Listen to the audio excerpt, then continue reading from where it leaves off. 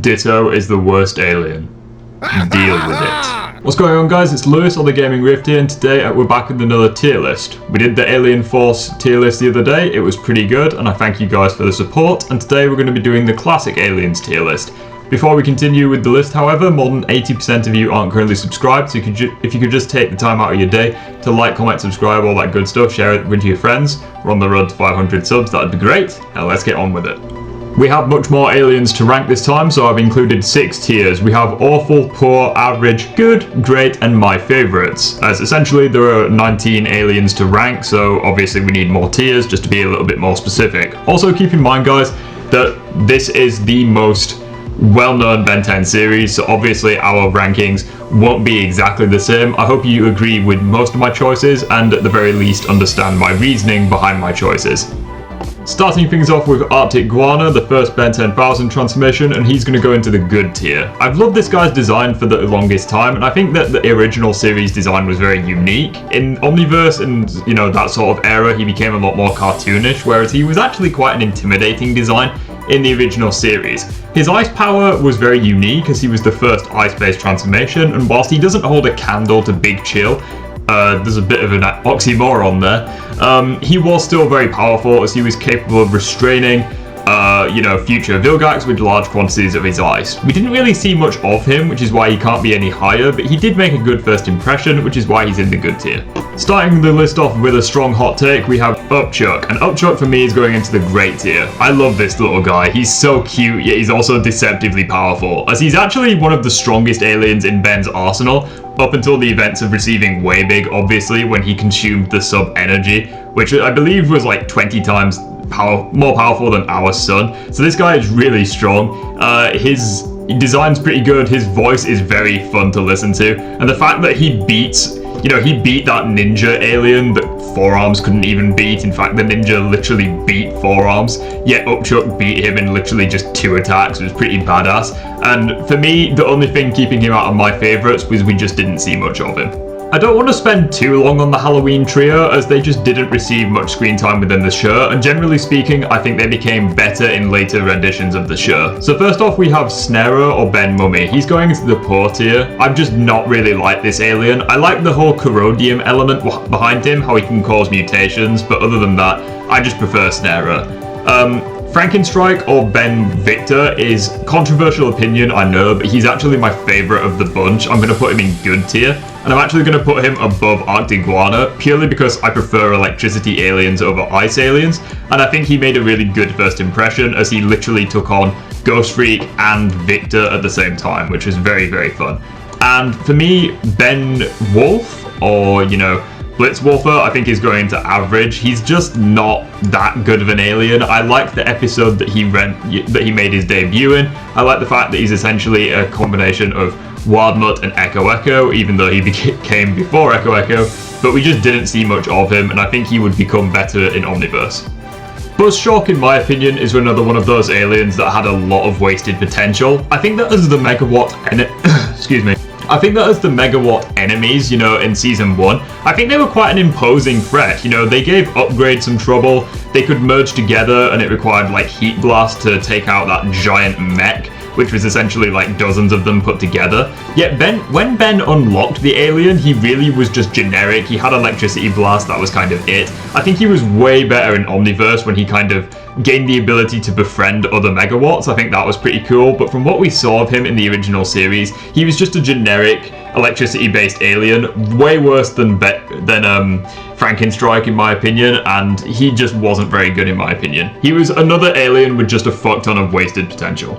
Come on, it should come as no surprise that Diamondhead is going to my favourites category. Everything from his voice to his design to his power set is just near perfect in my opinion. Especially since earlier on in the show, he kind of got ridiculed, in the Hunted episode, when Tetrax was like, bro, you have such a huge amount of power, but you don't understand any of it. And we saw that in the show as like, Ben struggled against Vilgax in the original show, yet Diamondhead was the alien to actually beat Vilgax in Alien Force, which I think was very unique. We also saw, later on in the show, he could do a fuck ton of things with his crystals. It wasn't just creating blades or bludgeons. He could create massive ass constructs you know, which I think is very cool. He just has a shit ton of utility, and in my opinion, Diamondhead only got better as the show went on. It's unfortunate with Guy because, again, he was just an alien with a lot of wasted potential. He only had one appearance in the actual show, you know, in the Ben 10 vs. Negative 10 episode. He didn't really do much, you know, he had generic energy blasts, but it was unique that they could come from anywhere on his body. I know that he did return in Secrets of the Omnitrix when he had, like, you know, there were 3 different openings to the film. There was a Heatblast one, an XLR8 one, and an Guy one, you know, so that was pretty unique, and it gave him a bit more screen time, and I dread to think what was going through Dr. Animo's like mind when he saw this abomination walk into the room. But his design is very good. I think he became better in Omniverse just because of all the eye puns. I think he became way more entertaining. Call it cringe, call it like blasphemy, but I genuinely did enjoy his humor in Omniverse, and I think that in the original series he would have been pretty cool if he just had more screen time. This is possibly one of the most controversial opinions I have in all of Ben 10, as I know that a lot of people would put Ghostfreak in my favourites or great, but for me he was just kind of average, and I would put him in the best of the average tier so far. And the reason for this is because I think Ghostfreak worked way better as a villain than he did as an actual, you know, alien that Ben has. As in terms of ghost aliens, you may know from the previous video that I really liked Ghostfreak. I think, not Ghostfreak, I really like Big Chill. I think Big Chill was absolutely fantastic and combined, you know, the typical ghost powers that, you know, ghosts are, you know, known for, such as, you know, phasing, shit like that. However, he also combined it with ice powers to make a really unique alien. Ghostfreak, on the other hand, was just like this generic, like everything you expect from like a paranormal creature. It goes into Ghostfreak. You know, he can possess people. He has really disturbing hentai tentacles that can burst from his chest. But generally speaking, I just preferred him as a villain. I think that whenever Ben used him, he just didn't use him to his maximum potential. His design is kind of odd. He just looks like a dick with arms, and he's just not. He's not for me. But I appreciate that other people like him. But sorry, Ghostfreak, you ain't my kind of alien. Four Arms is the next alien to go into my favourites, and in terms of the original series, it's kind of difficult. I go back and forth as to whether, you know, I prefer Diamondhead or Four Arms. I think that in today's, you know, at the time of making this video, I know that my opinion is going to change. I think I'm going to put Diamondhead above Four Arms, because I think Diamondhead, represented a lot more skill, you know, that Ben had, whereas Four Arms just kind of stayed the same throughout the series. But honestly, that's not a bad thing, you know. This dude in his very first episode literally wrestled a giant-ass mammoth. Like, you don't get much more badass than that. He was the quintessential heavy hitter of the Ben 10 franchise, and he would inspire a lot of aliens, you know, like Humongosaur, characters of that nature. Raph would probably take inspiration from him as well, just in terms of these big, hard-hitting, you know, beefy, strong transformations. Raw strength was basically what this guy was bringing, and holy crap was he strong. He literally beat the ever-living shit out of Diamondhead when Kevin was using that power. He has his thunderclaps, you know, kind of like the Hulk. He just is indestructible. This guy can take a beating off pretty much everyone, and he was always a joy when he appeared on screen. Unfortunately though, this would be the best version of Four Arms, as unlike, say, Diamondhead, who got better as the show went on, Four Arms, unfortunately, would take a little bit of a nosedive in quality when it came around to Ultimate Alien and Omniverse, but in terms of the original classic season, he is definitely worthy of a spot in the My Favourites. Obviously, in terms of raw power, Grey Matter is easily the weakest one here, but in terms of what he represented and how cool he was, I'm going to put him in the good category, as he sort of represents the whole sort of skill over strength argument. You know, in the Hunted episode, it became very apparent the life lessons Ben was learning, like, you know, don't try brute force your way through every situation. There are other ways to solve puzzles, you know, rather than just with your fists, and that is kind of what this alien represents. He's one of, if not the smartest alien in Ben 10 that, you know, Ben has to use, and, you know, the episode where Ben was literally trapped as Grey Matter for the entire episode was pretty funny. He's just unique, you know, in the sense that I know I've said unique so many times throughout this video, but it is really the case. The classic aliens are just so unique, so fun to use, and this guy is no exception, even though Ben himself doesn't like transforming into him. The really cool ways that grey matter is used is very fun, in the sense that, you know, with Crab, an alien that had bullied Ghostfreak, keep in mind, and also went against Diamondhead. Turns out that the underdog was the one that actually put a stop to him, as he was capable of, you know, ripping out his nerve clusters and stuff and taking advantage of, you know, Crab's weaknesses. I think that for that reason alone, grey matter deserves the good tier, as he definitely stood out amongst the other aliens for all the right reasons. Heatblast for me is going into great category, and he's sort of like Diamondhead in the sense that he represented this, you know, the skill ceiling with Ben, as at the start he was pretty generic as he only had like fireballs, flamethrowers, but later on in the same series, you know, he could fly, he could create, you know, constructs out of fire, he could create like little fire blades, basically anything fire related he could do. Not to mention in the, you know, the Fountain of Youth episode, he literally created like a mini supernova as a child and he was de-aged. I think that that was pretty cool, and his design and voice are incredibly intoxicating. You can't tell me that you don't love these aspects about him. But in terms of everything else though, I don't really have much to say about Heatblast. You know, he's an alien that pretty much everyone loves. It's very difficult to hate him. But again, he's kind of like a one-trick pony in the sense that all he really has is fire. But again, the way he manipulates the fire makes him very interesting and worthy of the great tier, in my opinion. Spitter was used 1 or 2 times, and he's literally just a shit version of Upchuck. I don't want to talk about him anymore. Let's just continue with the video. It's kind of difficult to hate Ripjaws, as you can't really judge him in the same way that you can judge the other aliens, as he's water-based, whereas the others are land-based. But again, he was very situational and just not really my kind of transformation. I would put him in the average tier. I'd put him below Ghostfreak though, as I think Ghostfreak was a bit more interesting.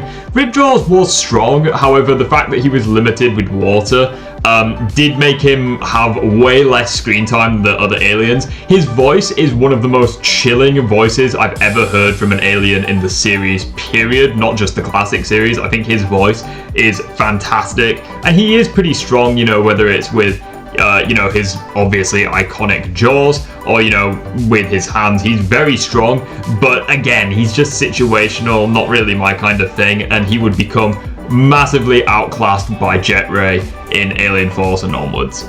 Stinkfly, again, was just kind of like an average alien, although I would put him above...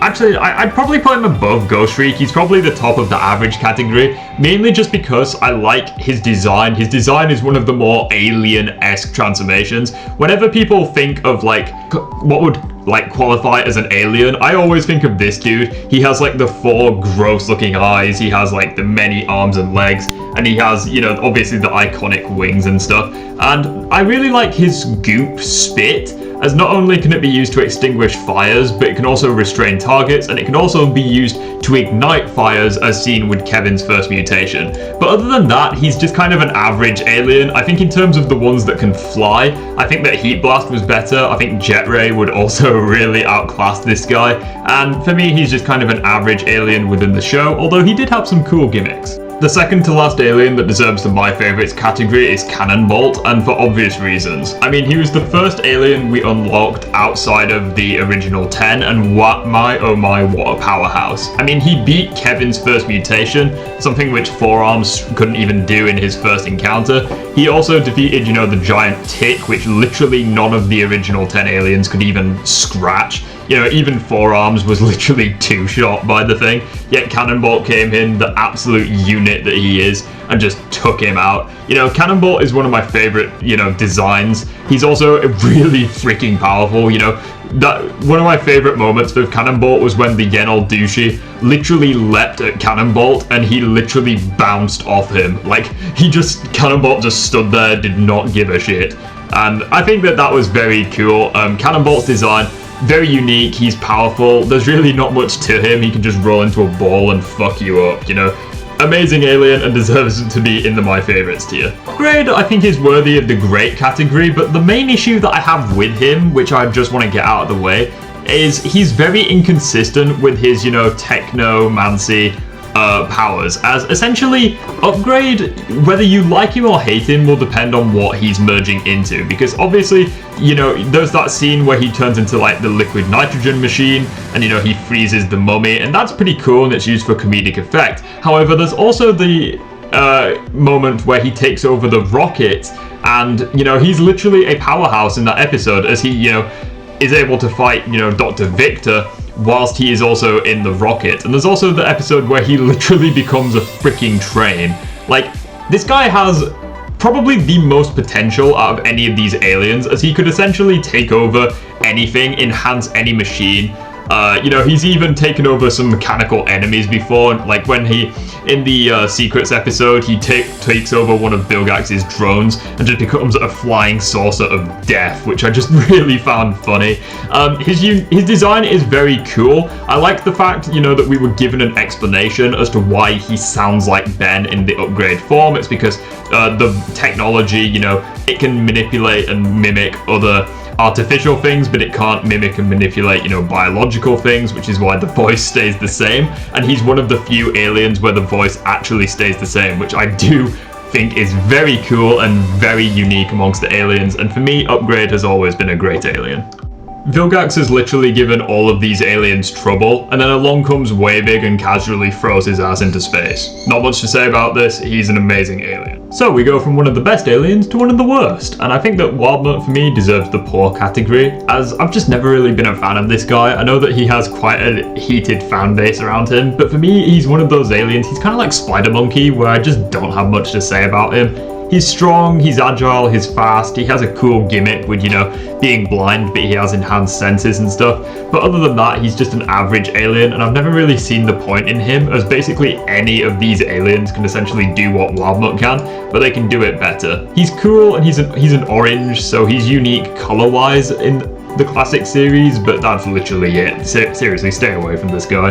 Another transformation that a lot of people have mixed feelings on, but for me, I think Wildvine is a very good transformation and worthy of the great tier, as this guy's voice is chilling, and the fact that he was the first plant-based transformation, you know, he would inspire Swampfire, which would be, you know, as you saw in the previous tier list, become one of my favorite aliens in the show. So how does Wildvine perform? Well, he was introduced in some pretty interesting, you know, situations, like in the mind control episode where Ben was able to withstand the mind control by literally becoming a plant-based organism, which I think was very ingenious way to use Wildvine. Not to mention the dude was very powerful, as he could ragdoll you know, the Yenal Dushi, and in large enough quantities in Secrets of the Omnitrix, Florana-based aliens could also temporarily restrain forearms, which displays incredible strength for Wildvine. However, I think that generally speaking, he is just a lesser Swampfire, and, you know, it's kind of unfair to judge him that way, as Swampfire has way more abilities, but he is still deserving of the great tier, and he is one of the more underrated aliens in my humble opinion. I mean, come on, let's be honest, XLR8 is the best of the great aliens. Everything from his voice, his design, and his powers are just amazing. The fact that he can run so fast that time literally seems frozen from his perspective is incredible, and this guy is just a troll to pretty much anyone he fights. Seriously, when he goes against human enemies and he's literally dodging their attacks